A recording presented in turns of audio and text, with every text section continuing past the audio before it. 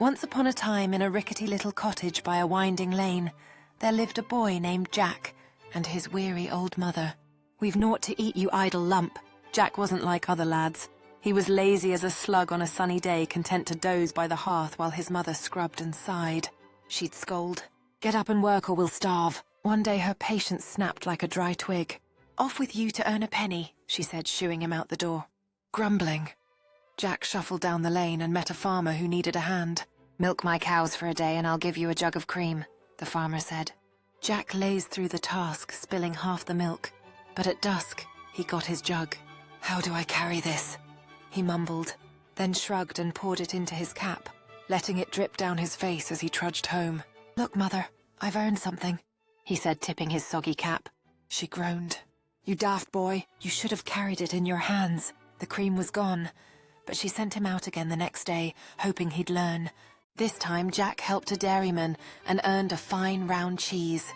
Remembering his mother's words, he clutched it in his hands, but by the time he got home, it was squashed flat from his fumbling grip. "Fool!" she cried. "You should have rolled it along the ground." Jack scratched his head and nodded. The third day he sheared sheep for a wool merchant and got a hefty fleece. "Roll it, eh?" he muttered, and off he went, tumbling the fleece down the dusty road. By the time he reached the cottage, it was a tangle of dirt and thorns. "Oh, Jack," his mother wailed, "you should have carried it on your shoulder." He yawned and promised to try harder. The fourth day, a butcher gave him a fat joint of meat for hauling carcasses. Jack hoisted it onto his shoulder and swaggered home, the meat dripping grease down his back, dogs nipping at his heels. "You numbskull!" his mother shouted.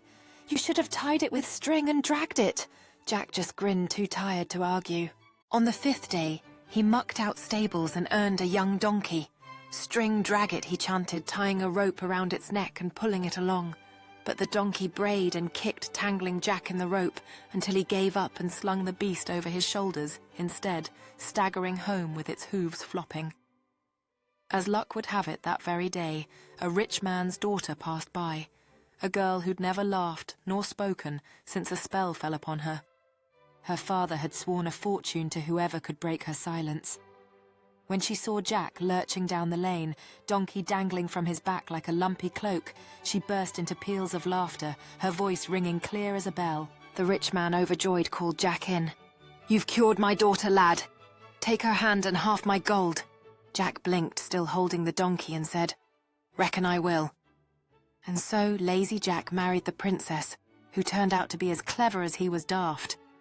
With her wits and his luck, they lived well, though Jack never did learn to carry a thing proper. And they lived in their odd way, happily ever after.